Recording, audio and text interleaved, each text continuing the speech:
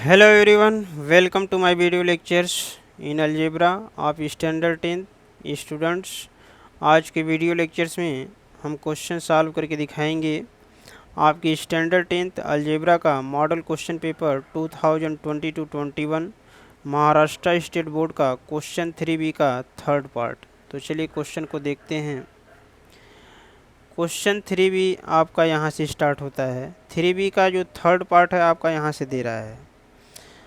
इसमें दिया है 3 coins are tossed simultaneously then find the probability of the following events. जिसमें ए आपका दे रहा है event A no head appears, B में आपका दिया event B head appears at least twice, C में आपका इवेंट सी दे रहा है हेड एपियर्स ट्वाइस। तो ये क्वेश्चन आपका प्रोबेबिलिटी चैप्टर से दिया गया है। तो चलिए इस क्वेश्चन के सलूशन को हम देखते हैं।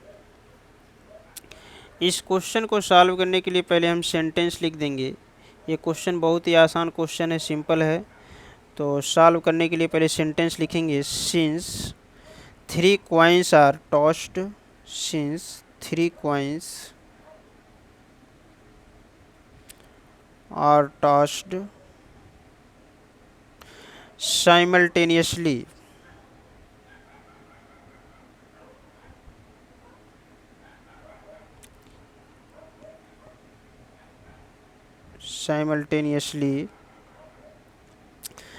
then sample space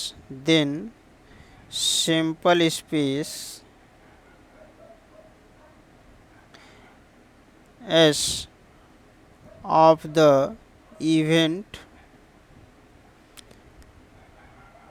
s is equal curly bracket इन। ध्यान दीजिए ये आपके अलजेब्रा के टेक्स्ट बुक पेज नंबर 117 पे देखिए आपका ये टेबल दिया है कॉलम वैल्यू। इसमें देखिए लिखा है यहाँ से 3 coins आर टॉस्ड, देन इसका सैम्पल स्पेस का वैल्यू आपका यहाँ पे दे रहा है। तो सेम यही वैल्यू आपको देख के लिखना है। तो यहाँ से लिखेंगे हम S is equal curly bracket in triple H, 3 times आपको एच एच लिख देना है। एच का मतलब हेड हो जाएगा। इसके बाद आपका डबल एच टी है, इसके बाद एच टी एच, इसके बाद फोर्थ में आपका टी डबल एच, यह आपका फोर्थ नंबर का हो गया है। इसके बाद एच डबल टी, इसके बाद टी एच टी, इसके बाद डबल टी एच, इसके बाद ट्रिपल टी दिया है। तो ये आपका सैम्पल स्पेस एस की वैल्यू हो जाएगा। अब यहाँ से हम लिखेंगे number of sample point in S, अर्थात एन एस की वैल्यू लिखेंगे। तो इसमें देख लेना है टोटल नंबर ऑफ टर्म्स कितने, देख लीजिए 1 2 3 4 5 6 7 8। तो टोटल नंबर ऑफ टर्म जो होगा वही क्या हो जाएगा, एन एस की वैल्यू हो जाएगा। तो एन एस का वैल्यू 8 हो जाएगा। अब क्वेश्चन के ए वाले पार्ट में आते हैं। क्वेश्चन में जो दिया है ए वाला पार्ट, इसमें आपका इवेंट ए दे रहा है, इवेंट ए। तो यहाँ क्वेश्चन इवेंट ए में दिया है no head appears, no head appears. तो यहाँ से हो जाएगा therefore A is equal curly bracket in no head appears का मतलब इसमें से वही पार्ट आपको लेना है जिसमें आपका एच न आया हो, अर्थात एच जो है एब्सेंट हो। तो देख लीजिए इसमें भी आपका एच आया तो इसको छोड़ दिया जाएगा। इसमें केवल एक ही पार्ट ऐसा है जिसमें एच नहीं आया है, देखिए लास्ट वाला पार्ट जो है ट्रिपल टी दिया है। तो यही जो है ए का वैल्यू हो जाएगा ट्रिपल टी, टी का मतलब टेल हो जाएगा। तो ए का वैल्यू हो जाएगा ट्रिपल टी। अब यहाँ से एन ए की वैल्यू अर्थात number of sample points in A, अर्थात एन ए का वैल्यू क्या हो जाएगा। अब इसमें देख रहे हैं ए इज इक्वल कर्ली ब्रैकेट में टोटल नंबर ऑफ टर्म क्या है, 1 ही टर्म्स आया है। तो एन ए का वैल्यू 1 हो जाएगा। अब इसका प्रोबेबिलिटी आप ए निकालेंगे, देयरफॉर प्रोबेबिलिटी ऑफ ए। तो प्रोबेबिलिटी ऑफ ए का फार्मूला लगाएंगे तो प्रोबेबिलिटी ऑफ ए का फार्मूला Na/NaS होता है, ये आपका फार्मूला है। अब इसी फार्मूले में Na की वैल्यू देखिए 1 दिया है और NaS की वैल्यू क्या है 8, तो ये हो जाएगा प्रोबेबिलिटी ऑफ ए का वैल्यू। ये आपका फर्स्ट आंसर आपका यहाँ पे प्राप्त होता है। अब इसी तरह बी पार्ट में आएंगे, इसी क्वेश्चन के बी वाले पार्ट में आपका इवेंट बी दे रहा है, इवेंट बी। तो इवेंट बी में आपका दिया है हेड एपियर्स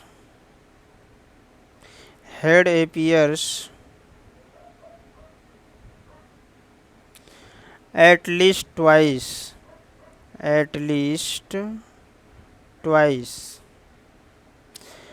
इसका मतलब होगा इसमें से आपको head appears at least twice, इसमें के वही पार्ट लेने हैं जिसमें कम से कम जो है एच जो है 2 टाइम्स आया हो। तो देख लीजिए आपका फर्स्ट आपका क्या बन रहा है डबल एच, इसमें 2 टाइम्स एच आया है। एट लीस्ट का मतलब कम से कम 2 टाइम्स आया हो, या तीनों टर्म जो है क्या हो सभी एच हो, या कम से कम 2 टाइम्स जो है एच आया हो। तो ये देखिए ट्रिपल एच, इसमें भी या तो सभी पार्ट एच हो या कम से कम 2 पार्ट जो है एच होना चाहिए, तो ये भी आ जाएगा आपका, देख लीजिए। तो B इक्वल हो जाएगा करली ब्रैकेट इन ट्रिपल एच। इसके बाद देख लीजिए ये ट्रिपल एच, इसमें भी आपका एटलीस्ट 2 पार्ट जो है एच एच आ गया। अब इसमें भी 2 पार्ट देख लीजिए एच एच है, तो डबल एच टी हो जाएगा। थर्ड में देख लीजिए एच टी एच, इसमें भी 2 टाइम्स जो है एच आया है, तो इसे भी ले लिया जाएगा। इसके बाद टी डबल एच, इसमें भी 2 टाइम्स एच आया है, तो ये भी आ जाएगा आपका। एच डबल टी, इसमें एच जो है सिंगल टाइम्स है, जबकि आपको लेना है 2 टाइम्स, इसे छोड़ेंगे। इसमें भी आपका सिंगल टाइम्स एच है, इसको भी छोड़ देंगे, बाकी सब छोड़ दिया जाएगा। तो यही आपका हो जाएगा बी का वैल्यू। अब यहाँ से आप number of sample points in B अर्थात एन बी का वैल्यू लिख लेंगे। तो एन बी का वैल्यू देखेंगे, बी में जो है टोटल टर्म्स कितने हैं, नंबर ऑफ टर्म्स 1 2 3 4 है, तो एन बी का वैल्यू 4 प्राप्त हो जाएगा। अब यहाँ से निकालेंगे therefore probability of B is equal, formula लगाएंगे NB/NaS, ये आपका फार्मूला बन जाएगा। अब इस फार्मूले में आपको वैल्यू पुट कर देना है, तो probability of B is equal निकलेगा NB का वैल्यू 4 और NaS का वैल्यू 8 है, तो कैंसिल कर लीजिए, 4 1 जा 4, 4 2 जा 8, तो प्रोबेबिलिटी ऑफ बी का वैल्यू प्राप्त हो जाएगा 1/2। ये आपका सेकेंड आंसर प्राप्त हो जाएगा। अब इसी तरह सी वाले पार्ट में आएंगे, इवेंट सी दिया है आपका, इवेंट सी में जो दिया है क्वेश्चन में, इसमें बोल रहा है हेड एपियर्स ट्वाइस।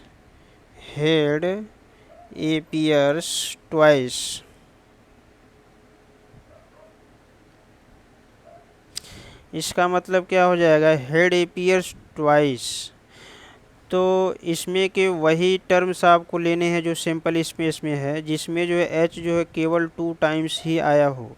तो देखिए इसमें देख लीजिए डबल एच टी है, तो ये आपका डबल एच टी हो जाएगा, फिर टी एच टी हो जाएगा, टी डबल एच, और बाकी नहीं आएगा। तो इसी को लिखते हैं therefore C is equal curly bracket in double H T, इसके बाद आपका आएगा एच टी एच के बाद टी डबल एच हो जाएगा। तो ये तो आपका सी का वैल्यू हो गया। अब number of sample points in C का वैल्यू अर्थात एन सी का वैल्यू देखेंगे, इसमें टोटल नंबर ऑफ टर्म देख लीजिए कितने हैं 1 2 3, तो एन सी का वैल्यू 3 हो जाएगा। अब यहाँ से प्रोबेबिलिटी ऑफ सी निकाल लेंगे, तो इसका फार्मूला बनेगा NC/NaS, ये फार्मूला हो जाएगा। अब इसमें NC का वैल्यू आपका 3 है और NaS का वैल्यू 8, तो फाइनली आपको प्रोबेबिलिटी ऑफ C का वैल्यू आ जाएगा 3/8। यही जो है दिए गए क्वेश्चन का फाइनल आंसर आपको प्राप्त हो जाएगा। तो इस तरह से जो है हमने आपको क्वेश्चन 3B का थर्ड पार्ट जो है सॉल्व करके दिखाया, जो कि बहुत ही सिंपल और आसान क्वेश्चन था जिसे जो है आपने समझा। ऐसे और भी क्वेश्चंस आगे के वीडियो लेक्चर्स में हम सॉल्व करके आपको दिखाएंगे। वीडियो यदि पसंद आए तो वीडियो को लाइक कीजिए एंड चैनल को प्लीज़ सब्सक्राइब कीजिए। Thank you, thanks for watching.